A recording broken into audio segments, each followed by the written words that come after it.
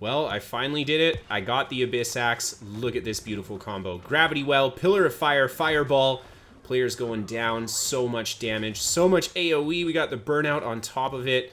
Holy crap. I didn't think I would like Great Axe Firestaff this much. I wanted to farm that Great Axe because I wanted to try some different builds with it, namely Great Axe Rapier, which I do have a little bit of gameplay at the end of this video if you guys want to see a little bit of experimenting with that. Oh, a nice kill on that combo there too.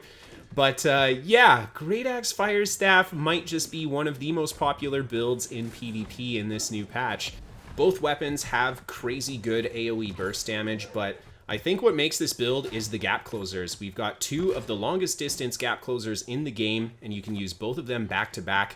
I think a refreshing build with something like this is definitely the way to go because this just allows you to break so much distance. I mean, look at how I'm in a dangerous spot here and I have the second gap closer if they were able to stick to me and I don't even need to use it. And that mobility, at least defensively, just makes this build feel very, very sturdy. I mean, for my first day playing this build, I was super surprised at how few times I died out here and how many kills I was able to get. And that's part of it too. Having the double gap closer is huge offensively because you can just drop huge combos and be able to escape pretty soundly. And yeah, I don't know what to say. This build just kind of has it all for PvP. Look at that control, look at that damage. These guys have got healing circles and everything down, and I'm able to disrupt the back line by dropping that kind of a bomb, and I don't even have all the Great Axe AoE skills that maybe I should have for this kind of a combo. Now, build-wise, I'm not entirely sure what I want to do with this. I think maybe add a little bit more AoE, maybe take away Execute on the Great Axe would be the way to go. For my armor and stuff, I'm still rocking my 600 gear score Shirking Heels gear because that is my best PvP gear at the moment. And my Great Axe, the Abyss, is not upgraded at all. So yeah, all of this footage was with a base Abyss Great Axe with no perks on it. Anyway, that was the first death in that first fight there. I had done all those bombs and was able to escape successfully until I used the gap closer and hit the tree, and that was ultimately what brought me down. I think I would have escaped there had I not had that tree at my feet. Moving on to the next clip here, that fire staff damage, I think it was a 5k no crit on the fireball, very squishy guy there. And then you see that double gap closer. I'm very easily able to break that distance away from the Zerg. And in these kind of larger scale fights, being able to break that much distance is huge. You just get to have all that attention taken off of you. If someone wants to chase you, they have to go way out of their way to do it. Now, I was playing this build in a group, and I quite liked it in a group scenario. I played Great Axe Rapier by myself, not in the group, so I'm curious how that one will feel in a group. I think this build will be really good by yourself too because of that mobility, and that was such a nice combo. The heavy attack into the pillar, I love how snappy it is. So much damage with Fire Staff this patch. And my friendlies here just working with me to clean up the last few purple that are here. Trying to drop those combos, but we look behind us and there are more purple players coming, but we do manage to bring down one more of the purple players. And I just kind of back up to the side here, try to put some damage into this guy, and I do notice these guys finally coming down the road. There's the Gravity Well. I unfortunately don't have my Fire Staff skills ready. Oh man, that was just kind of unlucky timing, and all of the enemy players end up chasing my friendlies who go the other way as I went the opposite direction, so thankfully I don't have a tail right now.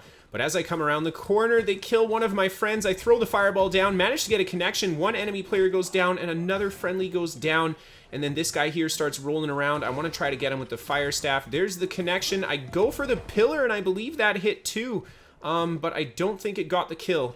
Yeah, there he is. I think that's him. Throw down the Gravity Well. Gravity Well has some pretty great defensive utility, not only for myself, but for a group, because you can stop a group of players. And unfortunately, I get interrupted with my gap closer, but this guy eats the Execute right to his face as my friendlies jump in to try to save me. And now we're all just in the middle of this huge mash between green and purple. And yeah, the limitations of the mobility on this build are you have to go somewhere where you're not running into more enemy players. And there I just had no safe place to go. Moving on to another clip for you guys. Again, just playing in that influence race. Oh my god, man. This is my favorite PvP, like I said earlier. This is so much fun. Go for the Fire Staff gap close there to try to get on top of these guys. But I quickly noticed that there's a lot of purple coming. I throw down the Gravity Well kind of defensively. And this guy here, oh my god, he eats the 5k Execute to his face. And I think it was a friendly that took him down, or a dot. He was very close to dead there. And then I turn around and I see that green and purple are confronting with each other here. I just start throwing fire staff crap in there. I want to see if maybe I can pick up a kill or two on somebody. Do manage to get a few points. And there we go. When I enter with the fire staff, I know that's a dangerous spot, so I just quickly gap close out with the great axe right away. The double gap closer back to back is so huge. Nothing's going to stick to you if you do that. So yeah, it's such a great way to just kind of reset the aggro that's on you from other players.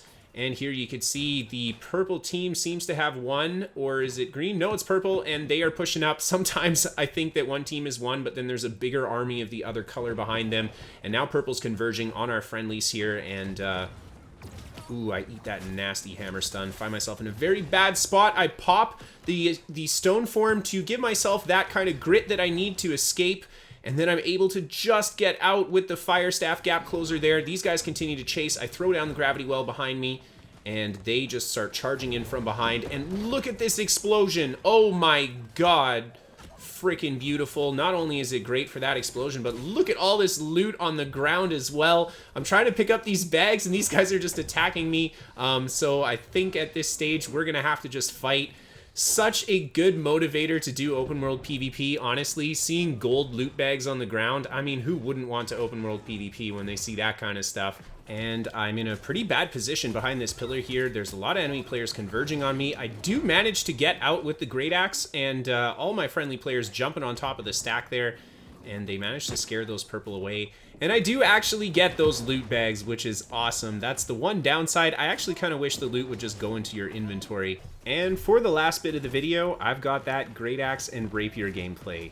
Taking advantage of the abyss scaling from Intel. Yeah, kind of a weird build, but just like the great axe fire staff combo, I found it had excellent survivability because of how much mobility it had. Maybe even better than great axe fire staff because rapier has a little bit more survivability utility-wise than fire staff does. And holy crap, it still has excellent damage too. This right here was the single hardest combo I hit on someone. 5.2k into a 7.7k execute. Oh my god, that is so much damage.